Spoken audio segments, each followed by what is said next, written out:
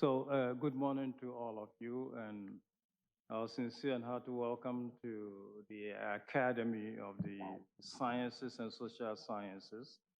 So, our moderator began already telling you about the Academy, and we just show you briefly what it is. Briefly, just about six or seven slides, we'll tell you about the academy where you gathered and where you'll be meeting these next few days. So, as was just mentioned to you, the present form of the academy, which was introduced by also as the work of Pope Pius XI, goes back a little bit later, and there is. So the gentleman on the right in the corner, Chessy, was a nephew of one cardinal, and he had the idea and started the thing about the Academy of Sciences. In those days, I think here in the culture it was called the Linchei.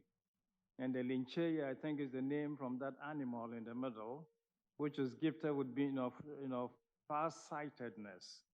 It's an animal that can see very far, and so that became a symbol for all learners and all researchers and all. And starting this in 1603, it received Galileo, the one in the top corner, as a member in 1610. Before the conflict between the earth and the sun and everything arose, and there was a separation, and Pope John Paul II patched it all up later. So the Academy went through several stages, wasn't always here, as has just been told. It was welcomed here by Pope Pius XI very lately, but the building was a project of Pope Pius IV. That's why the name is Casina Pio Quarto. It was a summer residence of Pope Pius IV, and that will be the older part, which you have a chance to explore when you go down for lunch or whatever, so you explore that part. So this, where we are now, was built later and tacked onto the summer residence of Pius IV, and served as the seat of the academy. So Pius XI welcomed the academy here, and his successor, Pius XI, welcomed the academy fully here with all the renovations and everything that was done. And so this is the time, this is when the members of the academy were first welcomed in here to work and to stay. And it's got a few illustrious members. Some you see Galileo, Guglielmo Marconi, and all of this, last with Steve Hawkins. And the Pontifical Academy of Sciences now has 6 Nobel Prize winners, and the Academy of the Social Sciences has about 4 of them. So that is the group that works over here, served by the different popes, from Pius XI to the present Pope Francis, with the different subject areas, natural science, social sciences, and all. Since you're not here, for history of the academy, I just quickly go through. You go down and you meet this courtyard when you go for lunch downstairs. And it was like this until Pope John Paul II decided that the academy should not only deal with sciences, but also look at social sciences.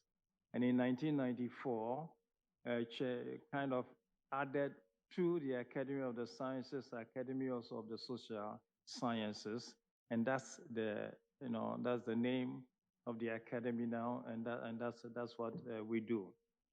The Academy of Sciences has 80 members, all appointed for life. The Academy of Social Sciences has 40 members appointed for 10-year terms. Can be renewed, and they become honorary members for life. So welcome to the academy. This is where we are. And gathered in the academy of whose name is pontifical, and that means academy as it were of the popes. All members are appointed by the popes. And so gathered here to look at the theme of, shaping a better future and all. I simply just want to share this brief observation. This has also become the business indeed of the church, of the Pope and all, shaping a better future. And for the church, it developed a tool for so fashioning and shaping a better future when at the onset of the Industrial Revolution, it developed a doctrine, a tradition that we call the social teaching of the church.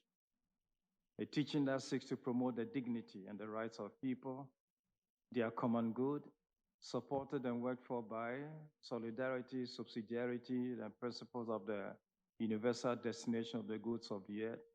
With these principles, the church seeks always to promote the well-being of society. Lately, Pope Francis, at the onset of the crisis, the COVID-19 crisis, invited us to dream a better future. And that is a project that we're still involved in, dreaming a better future. Because he says that nobody comes out of a crisis the same way. And if you are not to emerge out of a crisis the same way, then there must be a change. And that change is the form that the dreaming a better future takes. And so, with these words, just want to welcome you all very warmly and heartily here, and do wish you a beautiful session here, and hope that your own work may also contribute to dreaming a better future with the innovations and the principles of change that you would enunciate. So thank you again for coming, and enjoy a happy work and stay here. Thank you.